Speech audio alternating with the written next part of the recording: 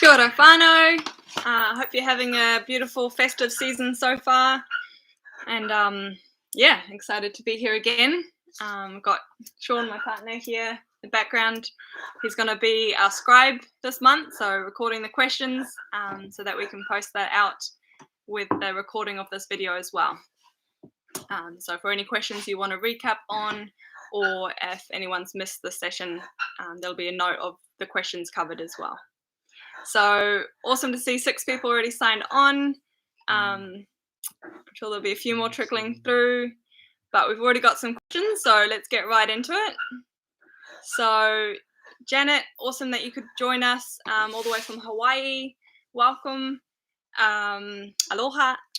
So your question is, so your context is that you're in Hawaii,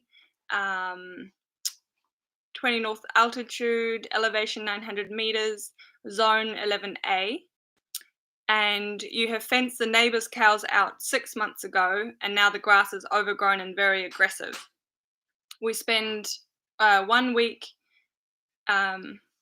slash month, 1 week per month there, and just about 50, and just, sorry, the writing's really small, and just planted 50 Mexican sunflower cuttings, then realized it is Tittonia arundifolia, not diversifolia.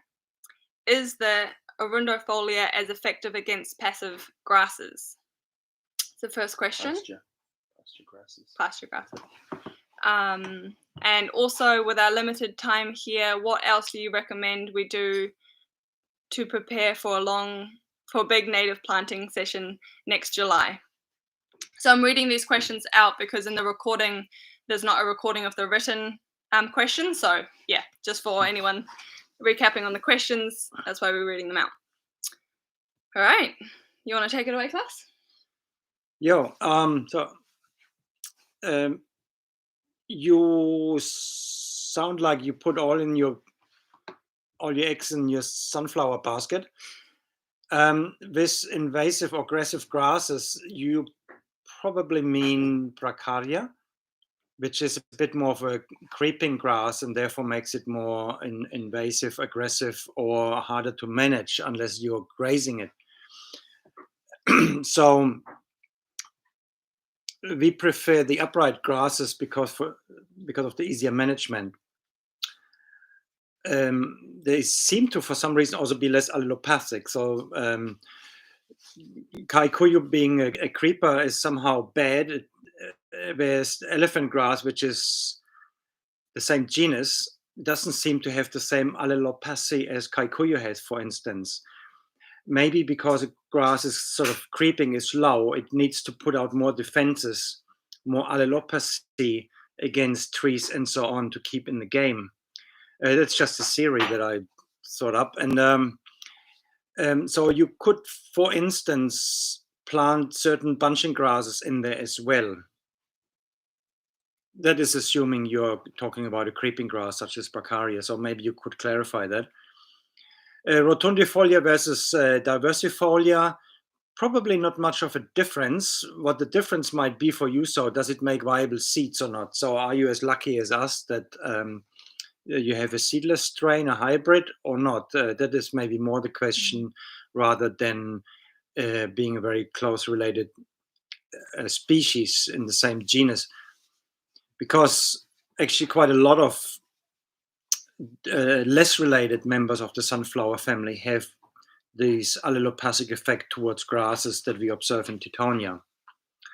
So it seems to run in the sunflowers anyway. Then, so with 20 degrees north, 900 meters, you should be in a climate that can grow cassava. So give that a go because it can tolerate a bit of shade, but it also makes it above the canopy of grasses. So anything that grows fast gets above grasses. It doesn't always have to be Tittonia. Some of your strategy should include the Tittonia, but still think diversity and also think about a potential yield out of that whole scenario. So the cassava would give you that additional yield, and they're hardy. So you can even forget them in your food forest a few years, and then later on remember and say, hey, let's get some cassava out, and they just go bigger, as you would know. So we would love to grow that and have it in the mix, and we can't, and therefore we have to push the Teutonia harder here.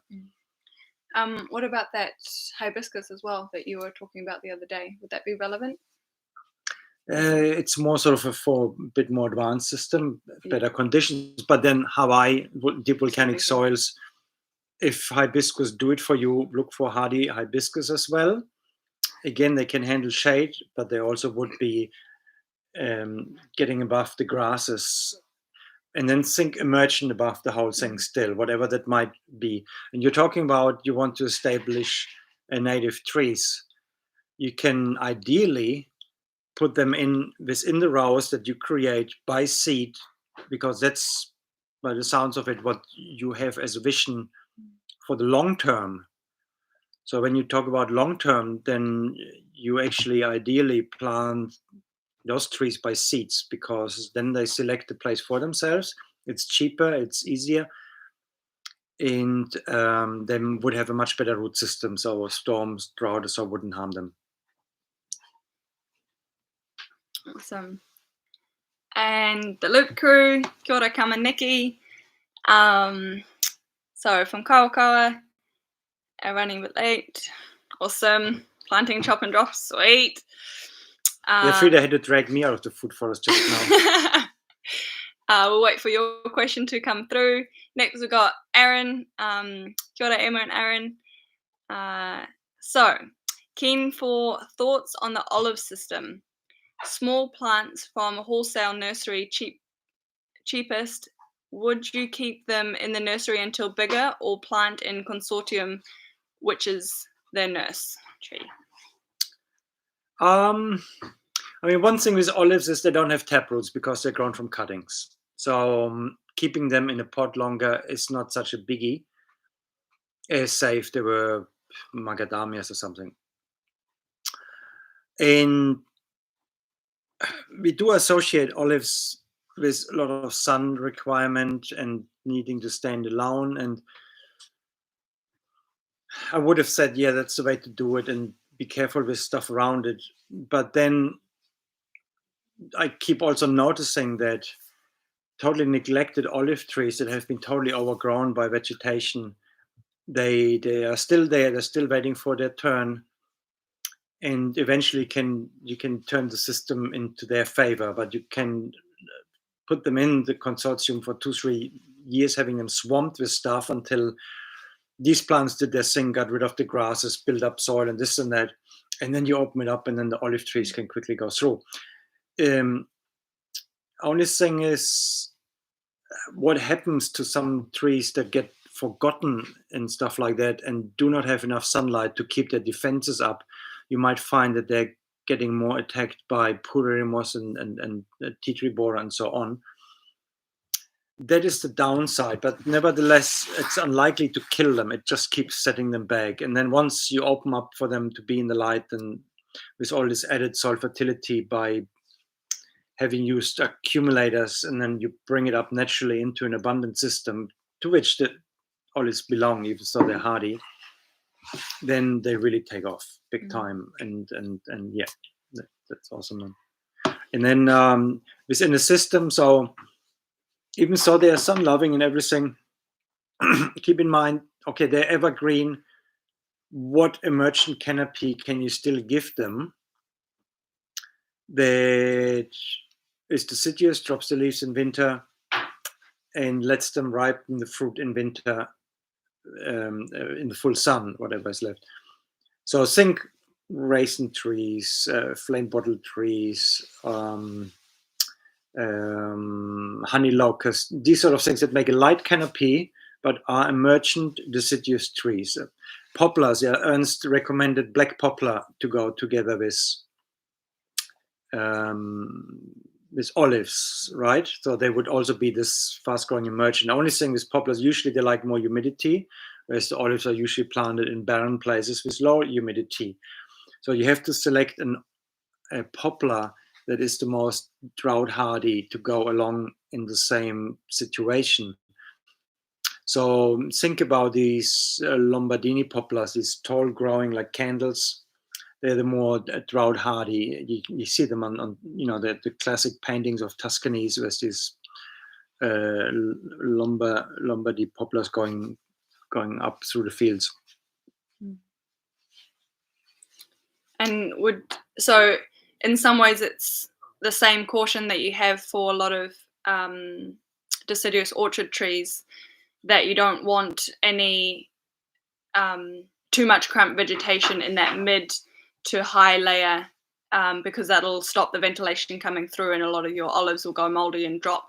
Same with your apple trees or anything like that. So for, like Klaus said, for that first few years as you're gaining that ground and creating that nursery for them to grow through, fine. But then once they start producing, it's really important to clear that mid to high layer so that they have enough ventilation. And yeah, and traditionally they would be pruned hard every 3 years, so the whole olive orchard would go in a rotation that the third of the orchard gets pruned stackhorn heavily, so every 3 years, and then underneath the trees it would be either grazed in winter by sheep, or actually another tradition used to be to grow barley in winter underneath the pruned trees. So there's that too, right? But it still doesn't mean you can't have some, I mean, not a lot, but still some poplars going through just to fill the space up and max it out in terms of metabolism and soil building and everything. And also just a note on the olives, something I learned from someone I was woofing with in Tasmania who grew olives as part of his oil press. He mentioned that if you're in windy zones, it's really important as the olive trees are growing that you don't overwater them. So if you are planting them with other plants, make sure that they're not really that thirsty for water, because olive trees are quite drought hardy, and actually if you overwater them, then they create a lot of surface roots and they don't have tap roots like Klaus said, so they are then more prone to being blown over in the wind. So not overwatering them so that the roots can actually go further down to get access to the lower water reservoirs, and then create that better stability in windy zones. So just a note. Cool. So Bakary, hello from Senegal. Welcome back. When we were farming conventionally, we used high EC irrigation water to have high Brix melons, but that much soluble fertilizer harmed soil life. When our soils will be fully regenerated, we should have high soil conductivity with biology. In the meantime, what can we do to improve the quality of our melons? So you had a bit of a hard question there for Klaus. He's not so much a fan of growing melons, but I'm sure from a principal point of view, he can answer that one. I think I mentioned it last time to you, Bakary. Being in Senegal, you should have access to seaweed. So get seaweed in and wash the salt off if that's necessary still. And make brews with that. Just let it sit there for say about a week, and then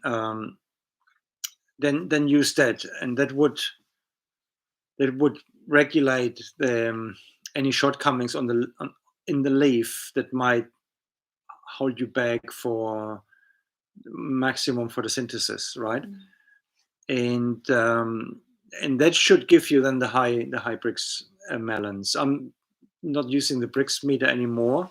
Hasn't really worked for us, but we do use seaweed fertilizer as a constant tonic, and we just put it into the irrigation water and make sure that we get it over the canopies. So now we look at the canopies, all these leaves increasing the soil surface, and every leaf is another surface to get a seaweed on it in order to increase its performance. then I don't know if last time you talked about using alley cropping. Yeah, if that's applying for the melon as well, you might find that your melons, even so we consider them being a full sun-loving plant, a wee bit of a shade if it's, well, at the moment you would be in the sort of north winter season, but in general, a bit of shade might also be a good idea, so they don't shut down during the mid of the day. Yeah, sometimes we assume that plants, even sun-loving plants, need sun just fully on all the time, but C3 plants like melons would be actually still shut down during the mid of the day, which means they can't make sugar at that time of the day, and so most of the energy is actually lost. Whereas a diffuse light, they would still be able to breeze through that siesta time and do make sugar and therefore higher Brix. Nice. And then Lee, you're asking, you have frost. Is there a way you can grow Mexican sunflower with frost? So far, sudden and complete burn-off has been the result, just ahead of flowering. Or is there a substitute? So we found that if we plant, because for ages we actually held off planting Teutonia in our lower frost zones, thinking it was quite sensitive to frost. But then we found that if you actually get them started in spring so that they can really fill out and get quite established over the summer period, then by the time they get to winter, in sort of light to medium frost, if you've got severe frost, maybe it's another ball game there. But yeah, light to medium frost, they can get through it. They will get burnt back a little bit, but they recover enough to bounce back real fast in spring and then bush out again in summer. So yeah, as long as maybe trying to establish them in spring so they have all of summer. Otherwise, if you are experiencing severe frosts, the substitutes that we use for our Teutonia for more of our colder zones are the Jerusalem artichoke, which is another member of the same family, as well as yacon as well, again the same family. They are dormant over winter though, so they don't have that winter growth, but they really do come forth in the summer and get ahead of those grasses. So those are sort of substitutes that you can use, as well as maybe cardoons. Cardoon, that's the one I was going to say. Read your mind. Will come up. It's going to be one of the special plants soon. Yeah, we've got a bit to say about that one. So it's related to the artichoke, but it's a bit more of a wild cultivar. So it grows a bit more vigorous and it has a lot more biomass, and that goes all through the year as well. So no winter dormancy on that one. So that would be a great one. It's hardier than the artichoke as well. You just don't get the fruit, the vegetable artichokes, but you can eat the stems. It's a French cuisine. And then the other thing, just to sort it in, if you have a frost zone and it's not severe and you don't have ground frost and all these sort of things, then think of what can you have above the Teutonia still, right? So if you plant out your Teutonia sticks, say in spring or now or whatever, and with it you plant, say, a brush wattle out of a root trainer, then that brush wattle by the end of the season will be above the Teutonia. And that is often enough because it's an evergreen. It's a light canopy, but in winter you leave it as a frost cover. That's why I believe it's still down there for the avocados, another film that's coming up, to give it that little blanket, because the brush wattle is frost hardy and has just enough of a canopy to stop the frost burn on things like Teutonia, young avocado trees, and the likes. So you could also try that one out, yeah. And then Susie, it seems like you're in a similar situation as I am up top. So your question is, I am finding my Teutonia very brittle in the wind and rain. It had some horsepoo around it. Does this make it grow too fast and it breaks at the branching point near the base? Better in clay only. So yeah, you probably experienced a bit of the cyclone that we did. It came whipping through my space up there and did break a few branches. So yeah, they're definitely brittle as a as a plant, their function as a forerunner of the forest, especially the diversifolia variety, because it's seedless. It actually propagates through branches, breaking and then rooting, and it sort of like crawls its way along. So it is brittle by nature as a means of propagation. So in order to prevent that, it's important to keep it more bushy in structure rather than too lanky. As soon as there's too much weight in the branches and it's too lanky, it is more prone to breaking off. So yeah, that would be a solution around pruning. But also it is a pioneer as a plant, as a forerunner of the forest, so it doesn't need the degree of fertilization that you probably are giving it with the horse poo. So I would actually, prioritize giving that manure to other plants, or plant bananas or tamarillos in amongst your Tittonia, and then put the manure around those plants, because the Tittonia, doesn't need that level of fertility. It does well in good soil, so it's not only for clay soils, but it is a pioneer plant, so it doesn't need that fertility. Would be my advice. No, it doesn't need it, but it is, as Frida says, one of those plants that can do the wide spectrum. And if it does have good condition, it goes off and it can break and this and that. But just the other day, I went to see a little food forest of a friend and student, Sean. He might actually join us today still. Anyway, he's very coastal, much more than we are, sea view and everything, East Coast. And the freestanding Tittonia that stand in the Kikuyu have this breaking problem, but the ones in the road together with the brush wattles, no problem, because the brush wattle really frame them, hold them together, give them a windbreak just above them, and the lot. Just what I was talking before for the frost. They don't get frost there, but it's helping them against the wind damage. Now, if you,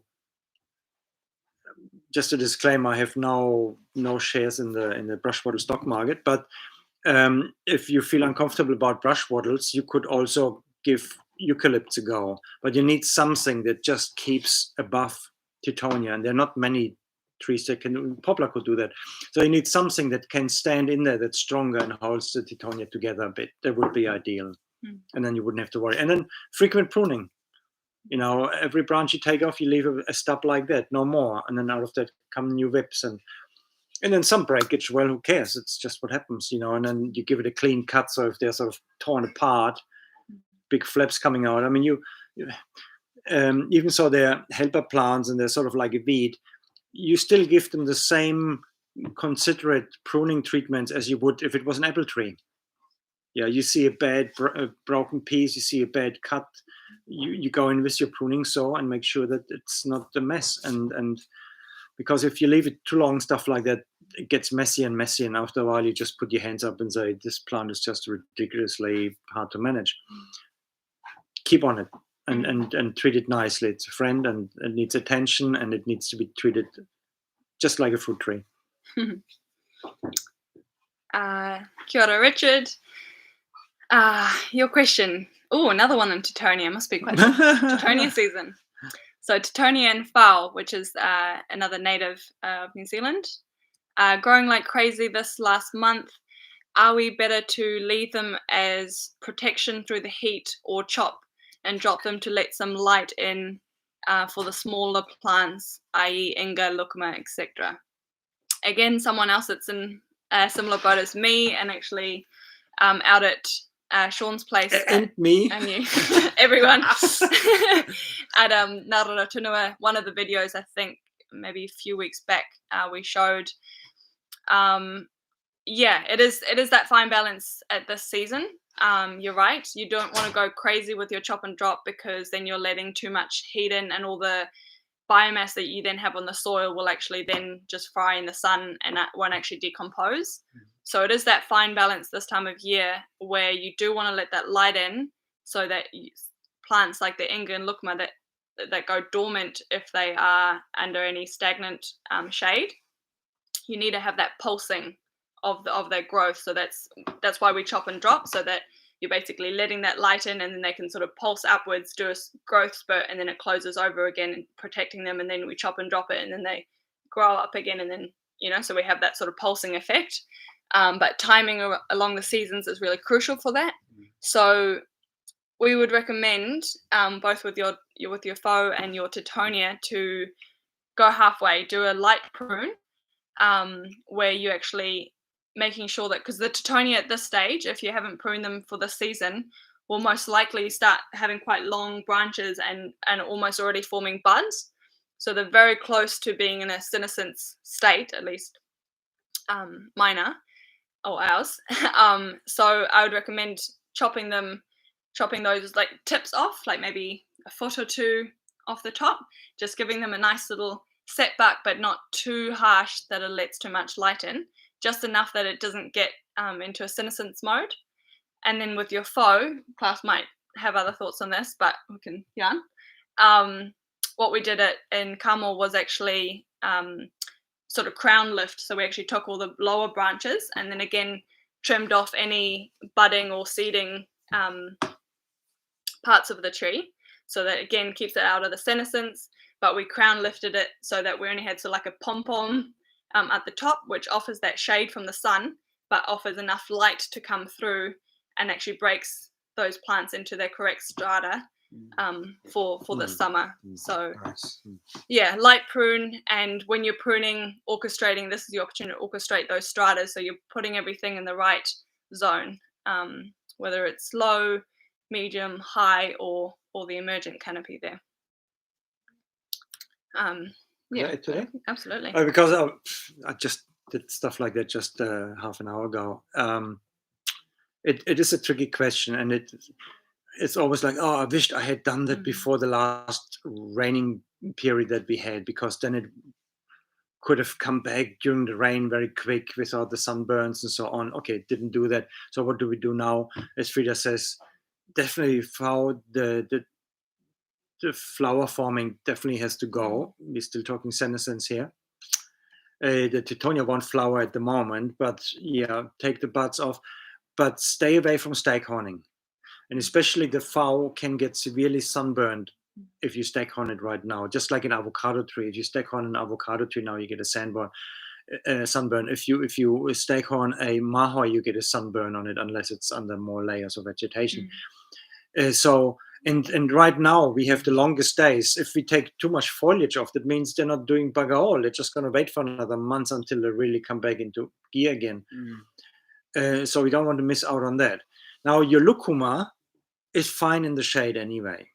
Your Inga is more of a problem, because an Inga is a nitrogen fixing legume trees. I mean, there are some that are not fixing nitrogen too. They handle a bit more shade, but this one is a nitrogen fixer, and it does need sun more periodically. So if you have only a few Ingas, make sure you give them a light well.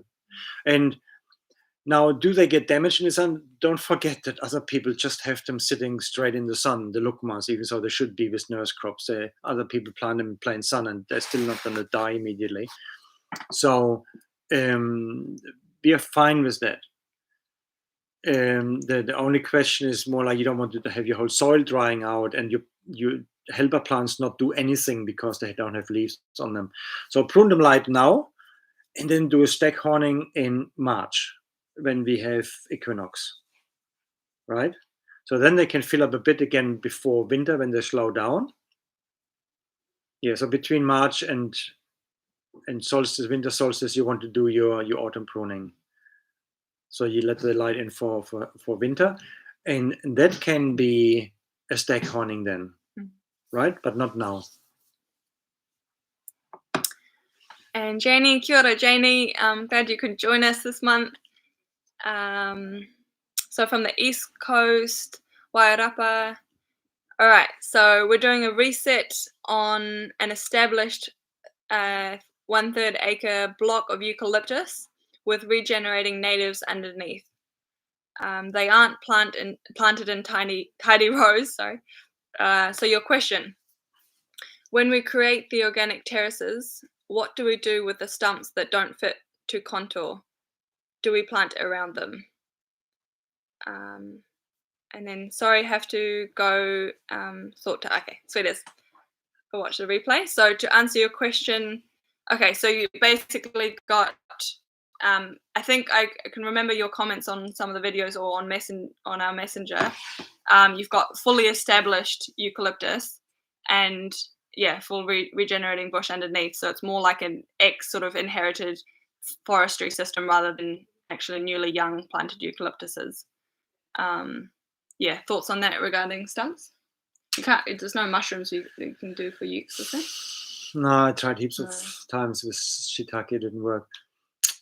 So a reset and established block of eucalyptus would be good to know how old it is, but okay, let's say it doesn't matter. Well, if they're small, like we're talking like that, but you can lean a ladder against them. You can go up, do crown lifting, clip the crown off, trim the crown back, so you have a long stick with a bit of pom-pom on the top. That would be the way to prune a young eucalypt, or when it has shot up again after 3-4 years. Now, if they're old trees, unless you want to leave them for timber, but doesn't sound like it because you're talking about stumps, so you want to drop them, use the logs for terraces. And well, if the stumps are not in line where you want the terraces, you could make these logs in 3-4 meter lengths, whatever, you can still move around. And it takes only one stump to lean one such log against. And if there's anything missing, that's where you poke in some wands of trees that you might want there as well, be that a teutonia, be that a mulberry, be that a poplar, be that whatever grows from a stick, or if not, put a dead stick in, one that doesn't grow, and then put a seedling of a tree onto the log as well. So when the peg is rotten out, then the tree is there to hold it if you're missing retainers there. Try to keep the terraces in a line, makes life a lot easier, but our reality is so that we have all sort of terraces locking into each other with logs, and eventually those logs are going to be gone. So we have all sort of mixes here, and it would be nice to have it all systematically from the beginning. I can always recommend that.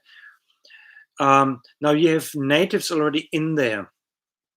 Now you need to understand those natives. Most broadleaf native trees, you can cut back, say, at knee level or something like that. So you can work around them, and whatever you plant into that as well comes back together with them. So they would survive that all right, because once you drop your eucs, you're going to make a lot of destruction in there. And sometimes it's advisable to cut that undergrowth back to, say, knee level, and then drop your eucalypts on it, because if they still have their branches up, because you don't want to set them back, but you want to get rid of the eucs, the logs, the branches are going to fall on them, they're going to tear them to shreds. But if you actually cut them and just have a stump standing, it's very unlikely that you drop it dead on it to destroy it. Yeah, so they will come back actually nicer if you set them back to a knee-high stump or something like that. And then you know what you can fill in between still of things that might be of additional interest to you, even so you might eventually only have a native forest there. I don't know what your goal is. There's no reason why you shouldn't have some tamarillus in there, some cherimoyas in there, depending on your soil, maybe avocados or some poudies on clay, or some bananas even for a few years until the whole thing fills up again. So any of those things you can do then. And then still afterwards then say, okay, let's forget about that stuff, and what we want is a native forest. You can do that maybe 10, 20 years down the line if you fancy. And then, and then the eucalypts, they will be bang up there again from those stumps, and you look for some that are not likely to break off in a wind, because when you have big stumps especially, and some of those side shoots, they're incredibly feeble, especially when they come right from the top, they easily break off then. So you want some that come a bit from lower down, and you select the best 3 maybe and let them go, and then prune them up, and at some point maybe reduce them to 1, and then do the crown pruning and all these sort of things. And then Lee, we have a very windy, wet land, Can you give me a selection of trees I can plant with as first establishers? So I'm guessing windy and wet. So banana grass, that would be a. Well, if it's waterlogged, Sugarcane, but no, they're more dry, aren't they? wet is often low as well, so there might be frost. Windy. Some sort of reed.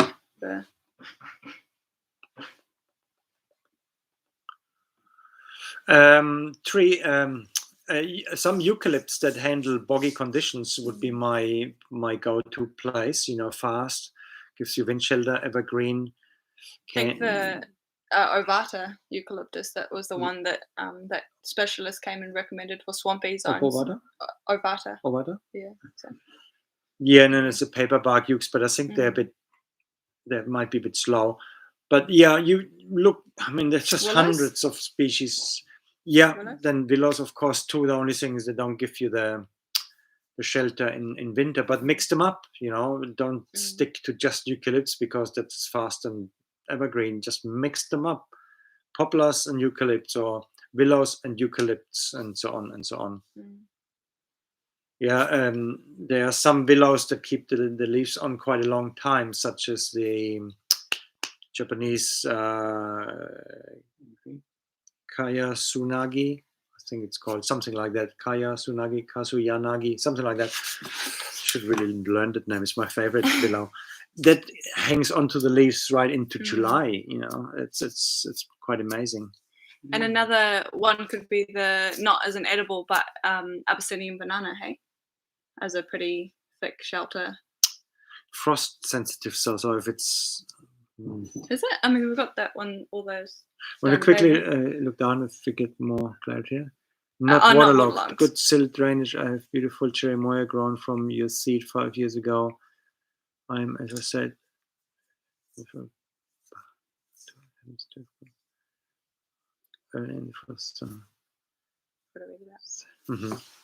not waterlogged. Okay.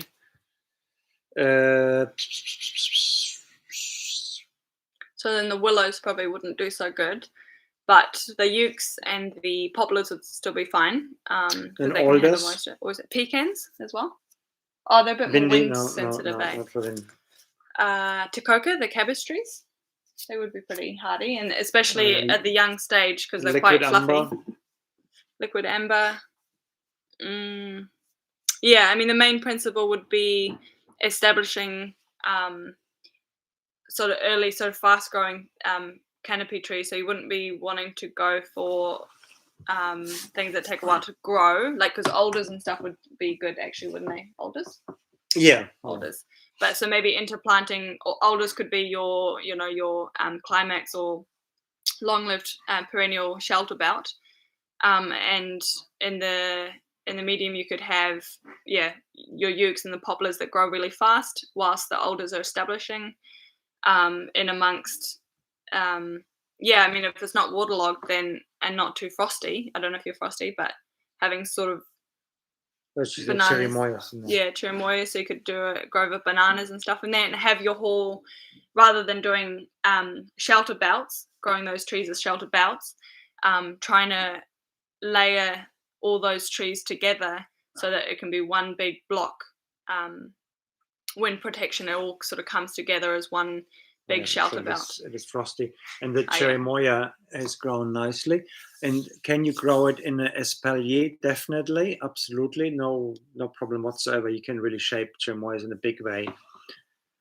They would lend themselves to it if you need that protection. So yeah, I hope that gives some ideas. But yeah, main thing would be not to go down the sort of shelter belt idea, but try and act as the whole area comes up as a shelter belt. And if it isn't, would banana grass, they can handle a bit of, if it's not waterlogged, then banana grass. Yeah. So banana grass could be. Well, but it's frosty, then it might be tricky. Yeah. But if you established it maybe over spring, summer, then it would give you that the initial wind protection for then your trees that you plant with them, so that maybe they don't live as long because it's frosty, but at least it gives you that, because grasses are quite, sugarcane and banana grass in windy zones are really beneficial because they're fast growing and they're sort of cut through the wind for your other plants around it. So they are beneficial in the first going.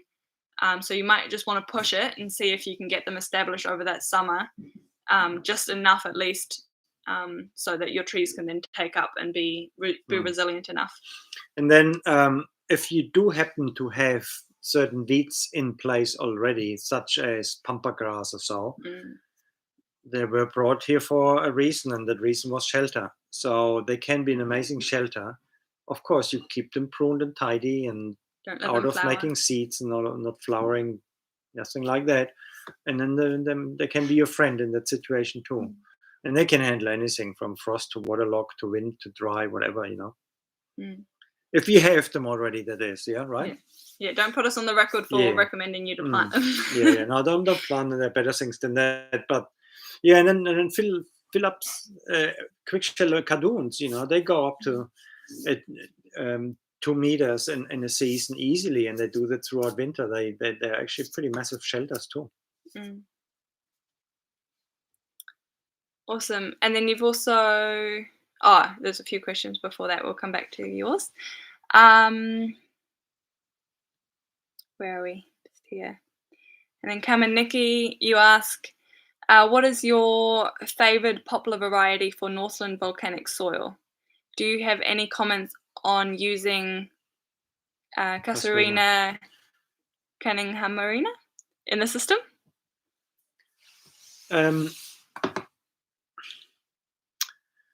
The most popular poplar, Kava is always recommended. It's bred for Northland practically, and I don't think it makes a difference if it's volcanic or clay or whatever. I'd say Kava is probably the one that's best for us, and it also keeps the leaves on the longest in autumn, so it will give us a longer performance. It doesn't get the rust as easy as other varieties. So if you want to use them as a fodder in late summer, they are better for that. They are straighter, tidier trees, good timber, and so on. I don't see why one should go for others unless you want to do the olive and like Aaron wants to do. Well, and also if you've got stock, sometimes it can be nice to have different trees dropping their leaves at different times if you're that is true, yeah. As long as it don't get rusty, yeah. And Casuarina, I think they're great on sandy soil and salty soil. They're fantastic for that, and they fix nitrogen as well. Even so, they're not a legume tree. They're what's the family? Anyway, they have a Frankia fungus like alder does, the same type of fungus as alders and tutu to fix nitrogen. And you can prune them and this and that. So I think they could be good, but having seen your land, I don't think you need those there. I think they're probably faster things that are more luxurious in their growth than Casuarina. But if you have them already, then prune them and treat them like any other tree. So, but I wouldn't rush out and get them necessarily. I would rather get an Italian alder, so you get the nitrogen fixation and you get the sun coming in winter, which for your place I think is more important than having an evergreen shelter, since you got the bamboo anyway.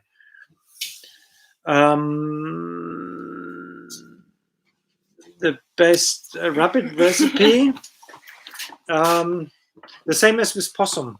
We often sort them in the same mix, like a bit of whey or mustard or whatever for a bit of a marination. Or anything like kiwi fruit or papaya as well, just something that sort of breaks down the tough fibers of the meat. If they're older, yeah. Or generally, especially rabbit can be quite tough. So yeah, marinating them first. Yeah, definitely marinating some whey or whatever. That starts breaking the fibers down. For what? How long? Sort of like 3-4 days in the fridge. And then after that, we tend to slow cook them sort of as a casserole recipe in the oven.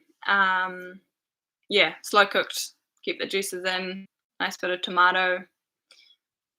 yeah, but the main thing would be marinating for a few days in the fridge in either whey or kiwi fruit, or something else that helps break down those muscle fascias in the meat. But yeah, I'm guessing that's a bit of the pest issue that you might be having. Pest solution. Aaron, you ask, do you grow Tamarilla from seed or cutting, then prune at a certain height or sit in desired strata? I would grow our tams from seed. Anything that you can grow from seed is preferred over cuttings, if you've got the option. Yeah, just more stronger, resilient plants, better taproot systems, all that. Better genetic diversity and resilience. So yeah, we grow all our tamarillos from seed. It grows super easy from seed, sort of like tomatoes, and really fast growing. We don't tend to prune them too much. We let them sort of do their thing, and then if there's certain branches that are dying off or yellowing leaves, we take off. And then if they are looking quite sickly for some reason, maybe just in the wrong strata or were root bound at an early age or something, they can go quite sickly and stagnant, and then we might give them a really hard prune right to like about knee height, to let them come up and reset. But yeah, we tend to do pretty light prunes as a maintenance, for the most part. And yeah, just making sure that they are in the right strata, so they don't like being in the full sun, they get too sunburnt, but they do need a good amount of sun to grow and flourish. So yeah, that sort of medium to high layer is sort of where they fluctuate depending on the year.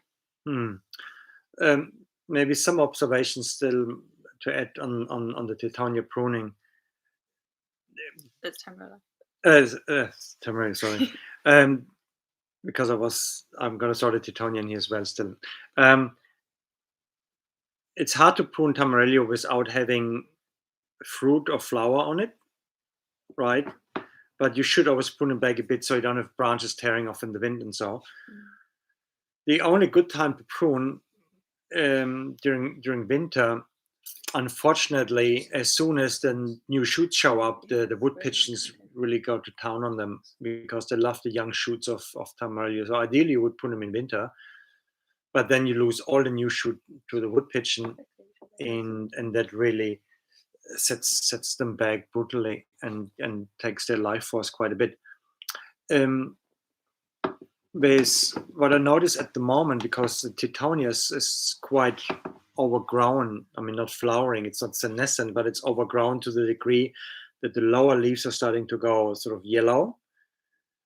And when I prune them now, there's a lot of whitefly coming off the Titanias. But I don't see any whitefly actually going for the Tamarillos, funny enough. So again, it's one of these little indicators that can tell you when there's senescence or something is not right and you need to address that. So it will be interesting. A few days later, you go in after pruning the Titania. Now, what did the whitefly do? Did they go over to the Tamarillo now? Probably not. They just, I don't know what happens to them. They take off, but often those insects tell you when it's time to intervene. Just as a, keep your eyes open for that. Susie, your comment. Haha, cornering the brush bottle trading market. Yeah.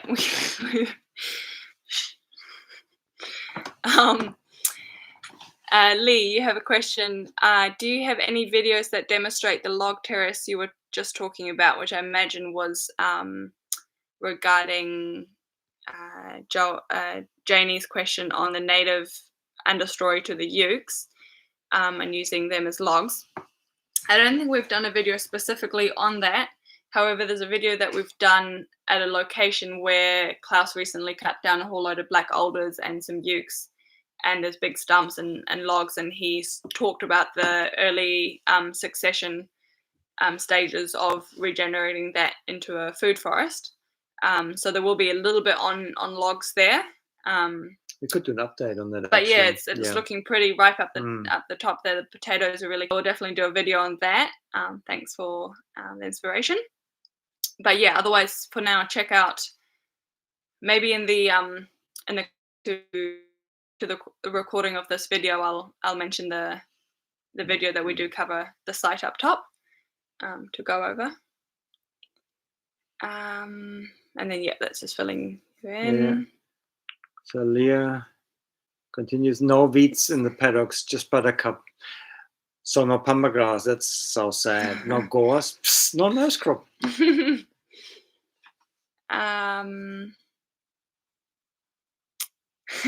I'll need to borrow an arrow first. Guessing that's for the rabbits. Okay, Hayden. Kia ora, Hayden. Cool. So hi, last autumn we planted a whole load of tree lucerne and ukes. We also planted a diverse mix of grasses into the orchard, which included oats. The oats went crazy and grew really well. It's awesome to hear.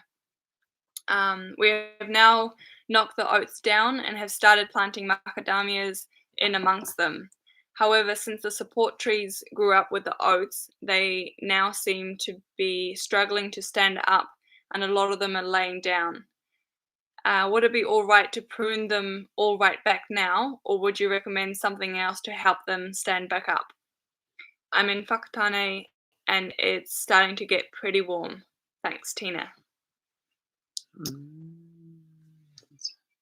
Oh, I think maybe if I'm thinking of the correct Tina, I know who you are, but maybe not.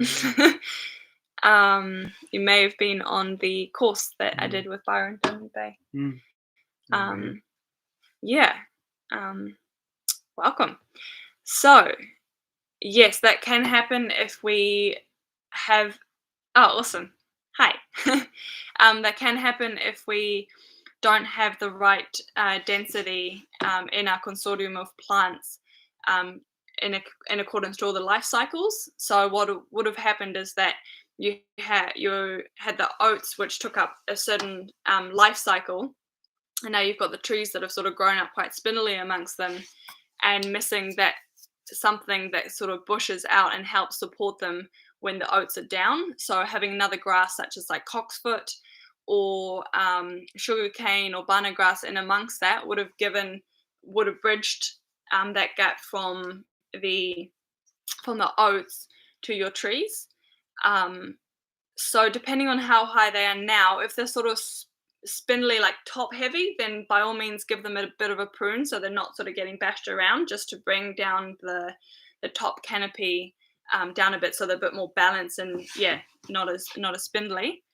And then when you can go in and plant cocksfoot ideally, because that'll last between now, it'll establish within the next few months and can last in your system for the next 10 years. So it really bridges a lot of gaps, as well as if you can get your hand on any banana grass or sugarcane to fill that space as well. Will just help support all those trees so they can grow really tall and concentrate their energy in getting in those top strata without having those moments of being left on their own and struggling in the wind. So I'd recommend that. Can I add to that? So you said you started planting macadamias. It wouldn't be my choice to do that now, because even so we had a fantastic spring. You probably did the same as we did. You can't expect that the summer is not going to dry up and they get hot and bothered. They're just going to sit there sulking and not do anything. So either you stop and wait until March, or if you have planted them or you insist on continue doing that right now because it's now all open and empty and this and that, plant with them something that grows fast and gives them a bit of a shelter, but at the same time draws you to the macadamia for watering and attention. So put a stick next to the macadamias, put a tomato on it, and give the tomato a nice treatment, and that will reflect on the macadamia as well. And so put the tomato, say, northwest of your macadamia, and that way your macadamia is not going to get a sunburn right now. Yeah, because they are in the juvenile stage, they should be with a nurse crop, they are forestry. They're big seeded nut trees from a rainforest in northern Queensland or so. So they are not made to be in a paddock where you just cut the oats out, and your ukes won't be quick enough to fill that. So by all means, use that gap now. Put an annual next to them for the quick delivery, and for the crop that you can still get there. And with that tomato or whatever, something similar to that, you create the shade, you create the irrigation situation, you create a bit of extra fertilizer there, and general attention. And then anything else that you can put into that area right now that quickly does another wave of an annual, because the way I see the annual cycle is it's annual, it's a year. So the oats only gave you half a year. You still have another half year. The other season is still available, because I'm sure you haven't planted it that dense that the light isn't there for it. So make use, put grasses in that are for this hot season now. So there's still time to direct seed corn in there, or maize.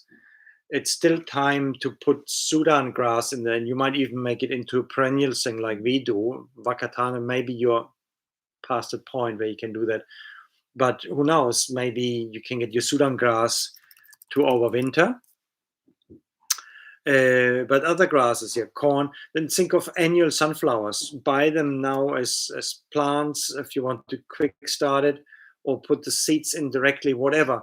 Get some fast annual growth still in for the second season, for the warm season now. And then say when winter comes, okay, that was it. And then, like for instance, cardoons, artichokes, put Corn. them in cardoon. Did you mention corn? Yeah, corn.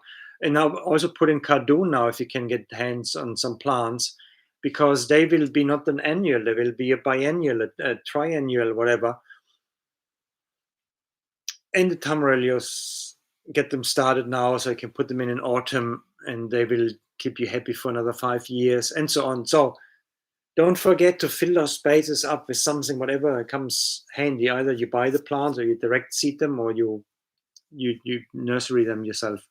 So, but don't miss out on those opportunities. It is so awkward when you think about those things in a year, 2 years down the line. It's so much more work to retrofit things. Mm-hmm.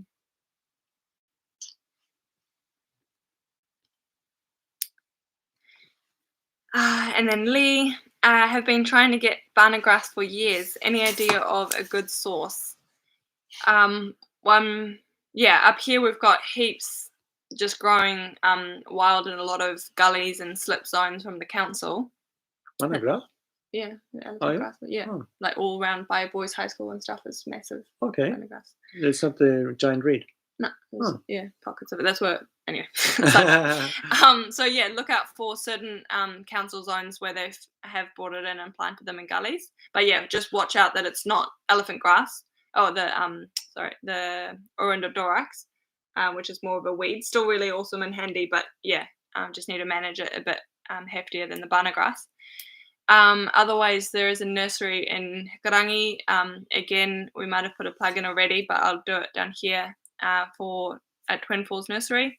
And also, if you are interested in ordering through us, just comment on the recording link, or send us a private message as well through the messenger on Patreon, and we could probably sort something out, how much you need. It'll be cuttings, and then you just can put that directly into your planting beds. But again, probably better to do that coming into autumn. Just saves you on having to water them too much and babysit them too much. Just gives them a better start. Or you can probably, if you've got like a little greenhouse zone or a garden bed that you do water frequently and attend to, then you can actually slip them into there and get them started that way, and then transplant them into your forest zones when you're ready. But yeah, get in contact with us for that. As you mentioned, you're in New Zealand, so that's sweet. And then Cam and Nikki, we have had an amazing success with our bananas. Have come up with 4 to 5 shoots. Do we leave them all or cut them out? That is the question. It hurts, but you should. Yeah, I would let them grow to at least about knee high. Between your knee and your hip. So you can really start seeing whether or not they're water shoots or true pups, and then you can thin them out according to that. Because if you cut them out too early, it's a bit hard to tell sometimes. So yeah, let them grow up at least to knee or hip height, and then prune them out from there. And then trying to keep really just one main true pup, because it'll constantly be having shoots as well, and you want to keep that succession of bananas spread out so you don't have too many fruiting at the same time, and you have that stagnation of plants there. So yeah, there's 2 videos that we've done last month, one on banana propagation and one on banana management, and I think it's in the propagation video that I talked to which bananas are true pups or water pups. So yeah, start getting an eye for IDing that and cut those out. But yeah, it hurts, but the clump will be stronger for it if you can concentrate that energy to one flowering trunk at a time. Awesome. So let's come to the end of these questions. There is one question left on the comment section of our video, so we'll just close with that question. Thank you for being such an awesome team. Okay, so Mark asked, have you heard of the practice of pruning avocados to keep them at a reachable height? Planting closer together, mixing A and B types to create better pollination, giving much easier fruiting. Have we heard about this, and what are our thoughts? So perhaps before we start, could you maybe give a definition on A and B types of avocados for pollination? Yeah. And yeah, we'll close on that question. So yeah, there are A and B types of avocados that reflects the time of the day when the flowers open. So some open in the morning, some open in the evening, and but you want cross-pollination, so you have to group them together so that can happen. And you can buy avocados.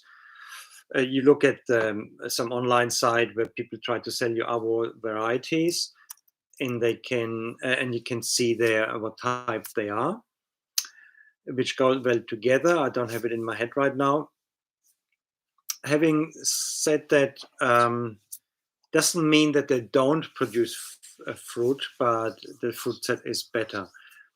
Now, the pruning them down to make harvesting easier is something I would always recommend, not just for the ease of harvest, but in general, you want to staghorn your avocados frequently because it keeps them healthy.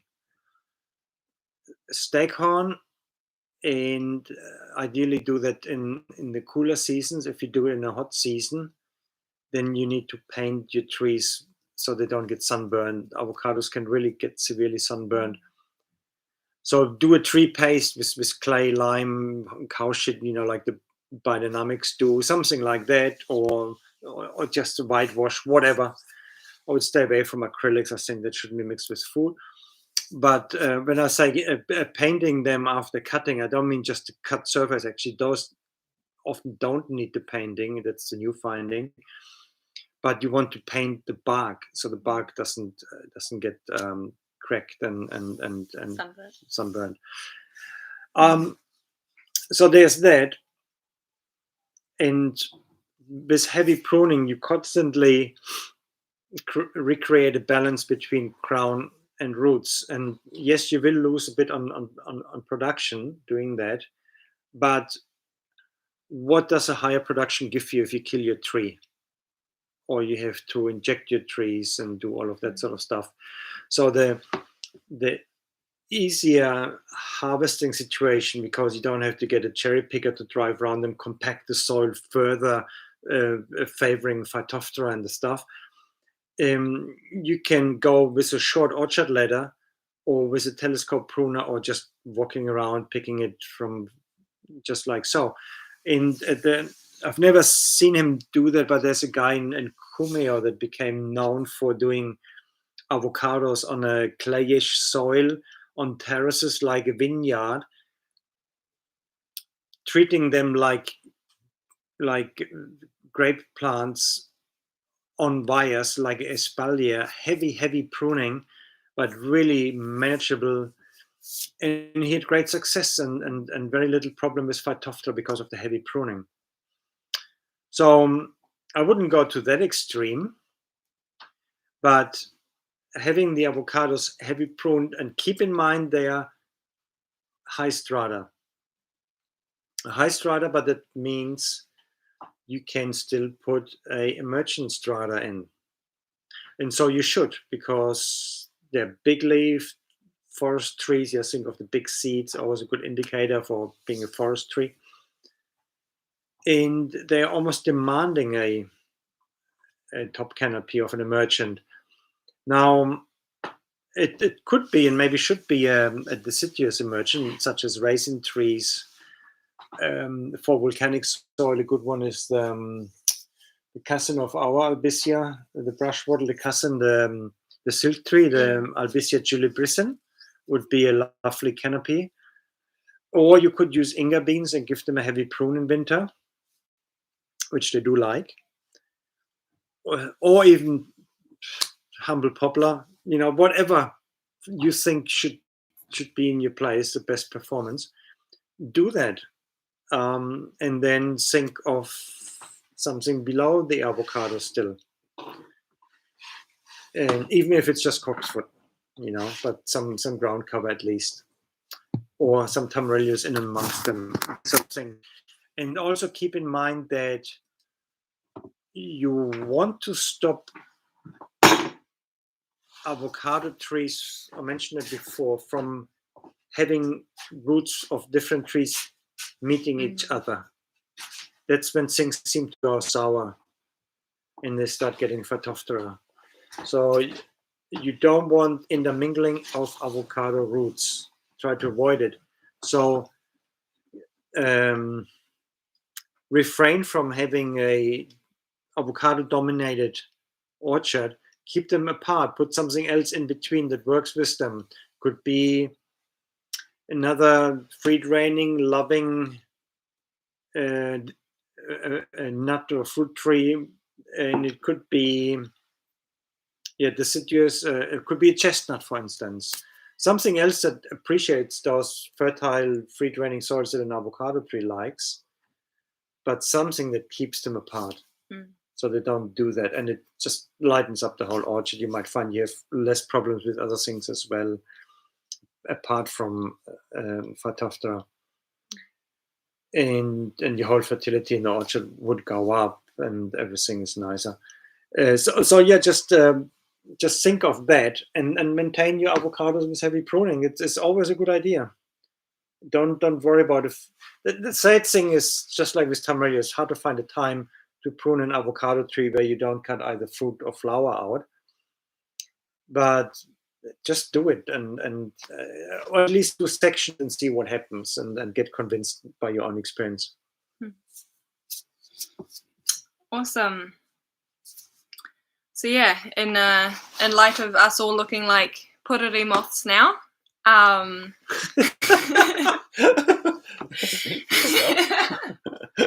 sorry.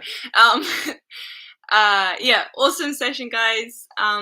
Yeah, have a happy holidays, and hope you can spend it with family, and maybe on the beach if you're in the southern hemisphere up these ways. And yeah, awesome to have you all here. Awesome to hear your questions. I love how each session brings about new curiosities. So yeah, thanks for keeping us stimulated and keeping us out there researching and coming up with all these regenerative ways of improving the fertility of our whenua. So yeah, thank you all. And for the first time, I'm going to say this: see you next year.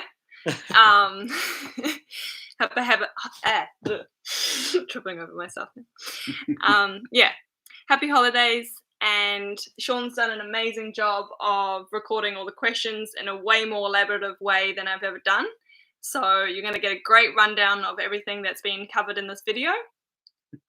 And yeah, so flick over if you need to go over any other questions. And for anyone that's missed it, sorry to have missed it, but hope to catch you in the next one. Yeah, thank you. See you next year. Hej då. Thanks for your attention.